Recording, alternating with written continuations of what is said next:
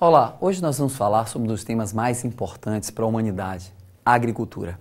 Atividade fundamental para a existência humana, né? A primeira atividade econômica que fixa o homem à terra.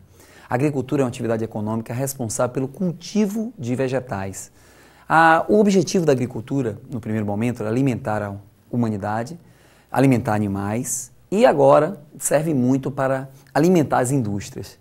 Então, esses três são os três objetivos fundamentais da agricultura. Esses objetivos têm se invertido com o passar do tempo, com o desenvolvimento das atividades econômicas, com o próprio sistema capitalista. E hoje, o objetivo principal, que dá mais dinheiro, digamos assim, é produzir para indústrias. E por isso, nós temos hoje alguns problemas relacionados à agricultura. O primeiro problema é a fome. A fome é um problema cruel, é um problema horrível que afeta uma parte significativa da humanidade, dramático, afeta também o nosso povo brasileiro, graças a Deus em escala menor, bem menor que o da África, por exemplo, que vive situações por guerras étnicas, por falta de produção, organização de produção e também catástrofes muitas vezes climáticas e epidemias. E esses quatro fatores têm dizimado boa parte do povo africano e a fome tem sido, em parte da África, um dos aspectos mais gritantes e mais cruéis. Há vários filmes falando sobre isso, há vários temas, vários livros, mas é necessário que a gente fique atento e perceba que há dois tipos de fome bastante claras, duas divisões que a gente não pode perder e cair muito em provas, enfim, a gente precisa dominar esse assunto. A fome vinculada à desnutrição, que é a fome crônica, quando o sujeito não tem o que comer. Isso é a fome grave, afeta 800 milhões de pessoas, principalmente os povos africanos. E a fome vinculada à subnutrição, quando o sujeito não adquire as calorias necessárias dia. Essa fome é encontrada de maneira mais espalhada no mundo todo, 1,5 bilhão da humanidade passa essa subnutrição, o que gera, obviamente, aos poucos, a morte desses indivíduos, a diminuição da expectativa de vida dessas pessoas. E por que existe fome? Se a humanidade é capaz de produzir o dobro do que as pessoas precisam, é porque a produção é mal distribuída. O problema da fome não está na produção de alimentos, porque há um excesso. Está na distribuição desses alimentos, nos objetivos, e por isso nós falamos anteriormente disso. A crise de alimentos que nós estamos vivendo hoje é muito fruto do aumento do consumo de algumas nações subdesenvolvidas que vêm emergindo, como China, Índia, Brasil. A procura por alimento tem aumentado, mas a oferta desse alimento não tem acompanhado. Isso gera um aumento dos preços, uma vez que a produção agrícola está muito vinculada a produtos industrializados e não vinculados à alimentação do homem. Outro detalhe que a gente tem que lembrar, outro fenômeno que a gente tem que conhecer bastante sobre a agricultura é a nossa história, é a agricultura brasileira. A agricultura brasileira que iniciou desde os primórdios da ocupação de Portugal aqui no Brasil e que vai ser melhor explicada as leis que regem a terra no Brasil, como esse processo histórico ele aconteceu até os dias de hoje, pelo professor Ricardo Carvalho, que vai nos ajudar a dar essa luz para a gente compreender esse processo histórico. Pois é, professor Iomar. A história fundiária brasileira é sempre marcada pela concentração da posse da terra. Muitas terras na mão de poucos, poucas terras na mão de muitos. Repare que desde o início do período colonial já era assim.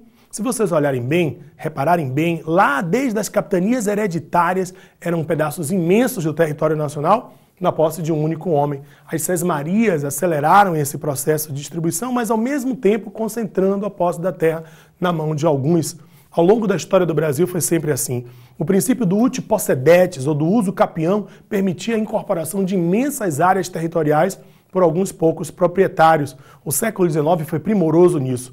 Se vocês lembrarem bem, a lei de terras, estabelecida em pleno período do Segundo Reinado, dizia que a posse da terra só poderia ser adquirida por compra e venda, evitando assim os minifúndios, impedindo assim a concorrência dos pequenos proprietários em relação à posse da terra.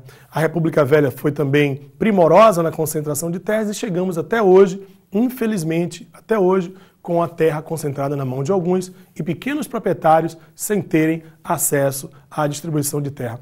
A reforma agrária é um caminho para isso. A luta do movimento sem terra busca, de alguma forma, tentar garantir justiça para a questão fundiária brasileira. Nós esperamos que, quem sabe, no futuro, essa distribuição possa melhorar. É com você. Obrigado, Ricardo. Como vimos, o Brasil nunca criou leis que, de fato, distribuíssem a terra melhor nesse país. Isso gerou um processo histórico extremamente excludente. O Brasil é um dos países que tem uma das piores distribuições de terra do mundo. E por isso se fala tanto de reforma agrária, por isso que tem tantos movimentos sociais no Brasil, no campo. Vale ressaltar que reformar o campo não significa doar terras. É muito além disso. Muitos erram em pensar que apenas a doação de terra resolve os problemas. Reformar o campo significa organizá-lo, dar a estrutura necessária para que o sujeito possa progredir nesse campo.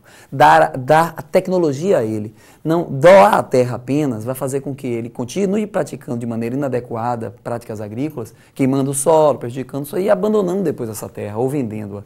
Então o ideal é criar uma infraestrutura capaz de mantê-lo nessa terra, que ele consiga viver sozinho. Então a reforma agrária é dar as condições de produção no campo, não se pode esquecer isso. E como o Brasil é um país que, digamos assim, teve esse processo histórico conturbado, apoio aos pobres, nós temos alguns problemas vinculados à concentração de terra que acabam, digamos assim, criando conflitos extremamente evidentes na televisão, nos veículos todos de comunicação e, obviamente, surgindo movimentos que vão responder a esse tipo de processo histórico. Um deles é o MST.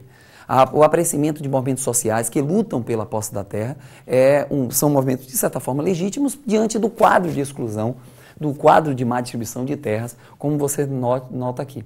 O Brasil tem 5 características principais no campo. Primeiro, a má distribuição de terras, que é notória. Segundo, o subaproveitamento do espaço agrário. A maior parte das áreas das propriedades no campo são ocupadas por pasto, por gado. 50% praticamente dessas áreas. Isso faz com que a gente entenda que há um mau aproveitamento desse espaço agrário. A terceira característica é a produção é voltada para a exportação e, às vezes, sem nutrir as necessidades internas. Isso fazendo com que alguns produtos subam de valor dentro do país por falta de produção e apoio, como feijão, arroz, como vimos há pouco tempo no país. Há também as relações que prevalecem no campo não são as assalariadas, infelizmente. As relações que prevalecem no campo são pré-capitalistas. Existe trabalho escravizado no Brasil. E, por incrível que pareça, o Brasil libertou nos últimos 10 anos 20 mil escravos no campo, presos em grandes propriedades, sob condições de vida precárias, condições de trabalho precárias. E isso é lamentável. Um país do século XXI como o Brasil, extremamente importante, tem as situações encontradas na mídia, trabalhos dos escravos, trabalhos forçados de crianças, participação de crianças no trabalho duro do campo. Isso é outro fator também que, enfim, faz com que o Brasil seja, de fato, um país com grandes problemas nessa área. É preciso lembrar também que há grandes conflitos pela posse da terra, principalmente entre poceiros, que são pobres, que invadem a terra sem o registro, e grileiros, que invadem a terra, que são grandes fazendeiros, que invadem e ocupam terras também sem registro. Eles brigam por espaços, principalmente na Amazônia, e essa briga promove conflitos extremamente sérios e assassinatos extremamente violentos, como foi o caso do assassinato recente da irmã Dorothy na Amazônia. Então, leia mais sobre isso, digamos assim, aperfeiçoe os conhecimentos que você tem sobre essa área, principalmente sobre os conflitos da posse da terra na Amazônia, para que você possa dominar esse assunto com maior perfeição. Um abraço.